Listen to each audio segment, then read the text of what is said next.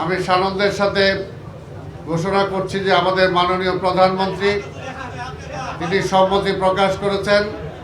তিনি আমাদের এইখানে প্রথম যে জামাত সকাল 8:30টায় অনুষ্ঠিত হবে, সেটা মাননীয় প্রধানমন্ত্রী সেখানে আমাদের সাথে একসাথে জামাতে নামাজ পড়বেন। এখানে আপনারা সবাই জানেন যে প্রায় 35,000 লোকের জন্য নামাজের ব্যবস্থা আছে, পাশাপাশি মহিলাদের জন্য নামাজের ব্যবস্থা আছে। এবং আমরা আশা করি আমাদের মন্ত্রিপরিষদের সদস্যবর্গ সহ অন্যান্য উচ্চ পদস্থ কর্মকর্তা যারা আছেন তারাও এখানে উপস্থিত থাকবেন।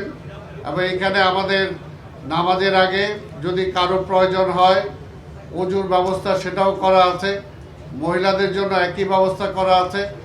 আর প্রতিবারের ন্যায় আমাদের প্রথম ঢোকার সময় গেটগুলো খোলা কম থাকবে, বের হওয়ার সময় গেটগুলো সব খুলে দেওয়া হবে যাতে সবাই খুব দ্রুত সময় বের হয়ে যেতে পারে।